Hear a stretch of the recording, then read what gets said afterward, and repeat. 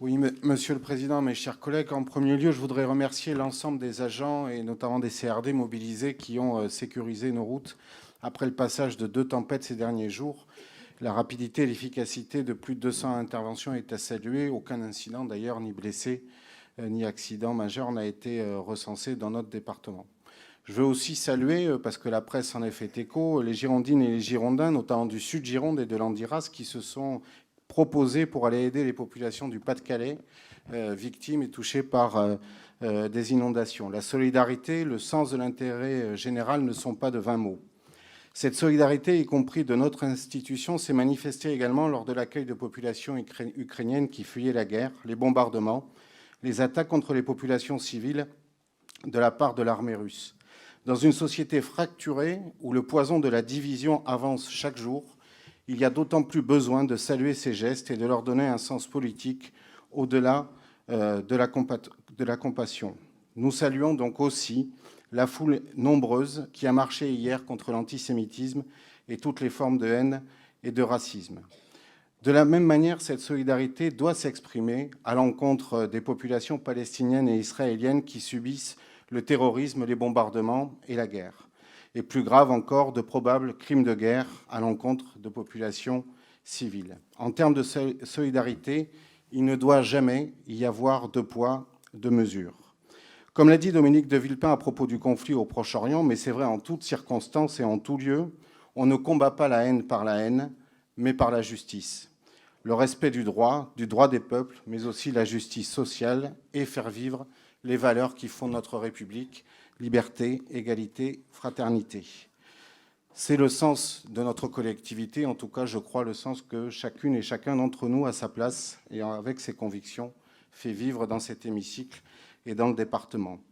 Mais alors que le projet de loi de finances 2024 et le projet de loi de finances de la sécurité sociale sont passés en force par le gouvernement et que la droite sénatoriale décide, entre autres mesures iniques, de supprimer l'aide médicale d'État, ce qui se passe dans ces deux assemblées prépare le pire en ne répondant pas aux besoins des populations d'un côté et en désignant une partie de la population comme responsable des difficultés des autres.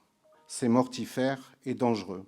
Notre département n'est pas épargné par ces politiques avec un certain nombre de lois qui, depuis de nombreuses années, sont marquées du sceau du libéralisme et ont asséché nos leviers fiscaux en nous rendant dépendants des DMTO, de la TVA, de taxes injustes et volatiles, mais en fait en nous rendant dépendants de la conjoncture et du pouvoir de la finance.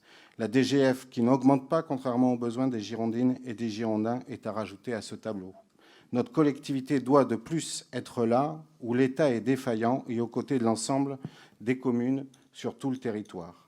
Alors il s'agit pour nous, dans ce contexte, de faire vivre la solidarité. Ce sera le cas avec la mise en place d'une modulation tarifaire dans les EHPAD, afin d'être plus sensible aux moyens financiers des résidentes et des résidents, mais c'est le cas aussi lorsque nous mettons en place le bus en plus pour aller vers les populations les plus fragiles, qui vivent, en plus des dangers qui pèsent sur chacune et chacun d'entre nous, un profond sentiment d'abandon et de relégation sur lequel prospère l'extrême droite en attisant les divisions.